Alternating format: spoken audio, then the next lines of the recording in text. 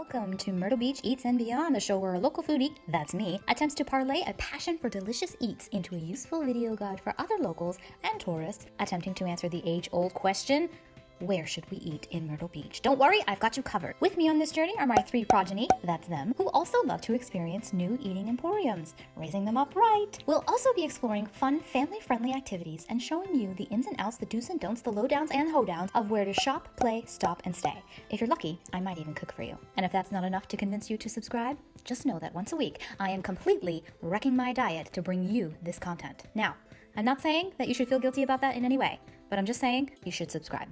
Hello friends and welcome to our table. I don't know what it is about buying food from a truck. On one hand, unless you're lucky enough to get all of your food from an organic farm, basically all of our food comes to us by truck, so it really shouldn't be anything out of the ordinary. But on the other hand, in some instances, it can seem really sketchy and downright dangerous. Hey kid, get in my van and I'll give you some candy. There's a certain pallor that comes over people's faces when you tell them you bought some meat off a truck. And we've certainly been taught to fear treats coming from a strange vehicle. I've lots of lovely goodies for you, and all free today. Chocolate? It's all inside. Come along, my little dears. Go inside, lot of days, babe. Go inside, my little dears. At the same time, we've been conditioned to run excitedly to the street when we hear the dulcet tones of an ice cream truck luring us out for a delicious snack. So, what's a girl to do? Well, I took my children to a food truck festival. It wasn't our first time at a food truck festival. Okay, technically it was. You see, we went to one a few years ago, but it rained that day, and the 16 trucks scheduled to attend had dwindled all the way down to 3. And one of those 3 was strictly ice cream and snow cones. So, we had some barbecued pork, but all in all, it was a bit of a bust. This time, I had high hopes. We stopped first at the farmer's market and Market Common, and then we headed over early to scope out the situation, and it's a good thing we did. I wasn't sure where to park for the best spot, so we made our way around the block a couple of times before selecting our spot, and then we spent about 20 minutes fighting between the meter, the phone, and the website to figure out how to buy parking. A couple of years ago, I signed up and I was able to register for a parking session by phone and then end my parking session by phone when I was ready to leave. It was brilliant. This time around, the phone system wanted to send me to an agent and then charge me for using said agent. Turns out, the only way that meter works is to get a text sent to your phone, click the link in the text, go online, enter the code from the meter, and pay for the session with a credit card. I spent another 10 minutes of my time helping out some other nearby parkers who were also confused because, well, I know that's what Jesus would do. After that, it was nothing but cake, and we were off to the food trucks. Actually, come to think of it, cake is probably the only thing we didn't eat this day.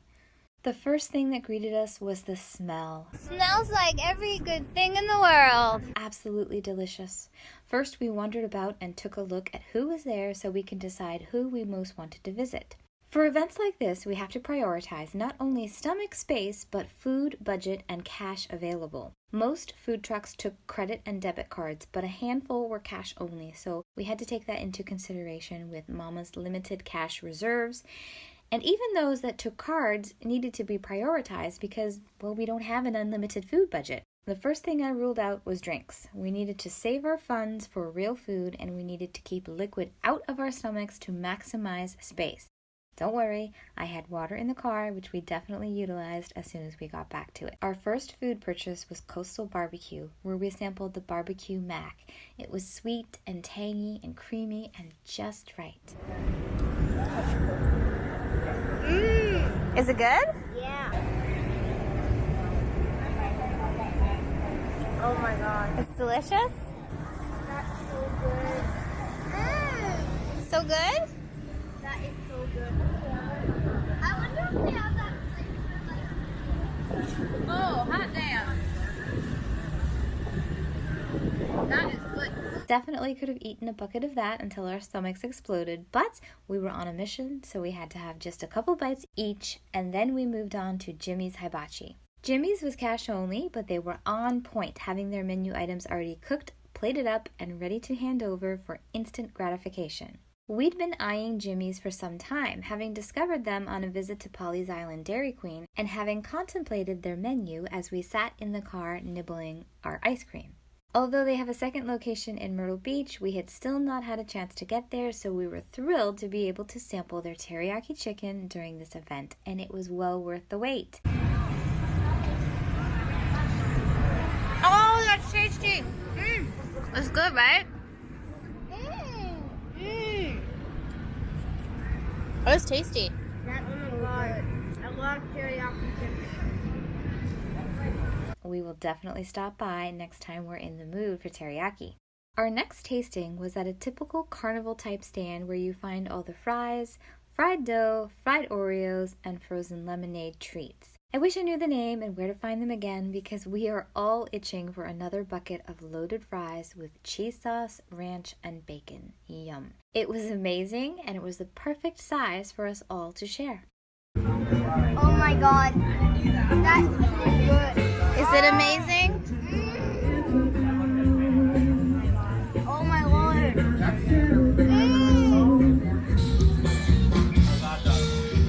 bacon, the ranch, the cheese sauce, the fries.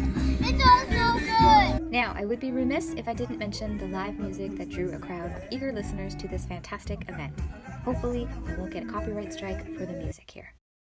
Next up, we tried Island Noodles. Something about the name sounded really heavenly and decadent to me. I don't know what it was. And I wasn't wrong. The teriyaki glazed chicken was married with vegetables and noodles in an absolutely winning combination I would definitely love to savor again.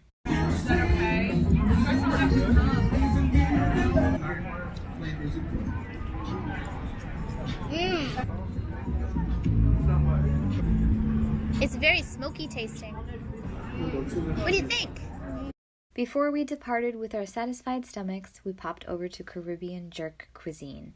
By this point in the day, the rest of town had finally caught up with our early start, and it was getting pretty busy. We loved that they had a QR code out to scan their menu online while we waited online. We've been hearing a lot about Caribbean jerk, jerk chicken, and jerk steak, and we have been wanting to find out what it was all about. Events like this are perfect for tasting new cuisines because you don't have to commit to a full meal of a new cuisine, which you might not end up loving, inside of a new restaurant which you've never experienced. How embarrassing would that be? Now, it's true if you have never been an introvert, never dined with picky eaters, or never experienced any form of social anxiety, you might not fully understand this, but for the rest of you, I see you. As it turns out, jerk spice is pretty spicy for our tender palates. We did like it, but we definitely ran for the water bottles in the car when we finished. What do you think? Oh, spicy? Here. And this event was so much fun. We loved it, and we cannot wait for it to come around again next year. That's all for now, friends. Until next time, stay hungry.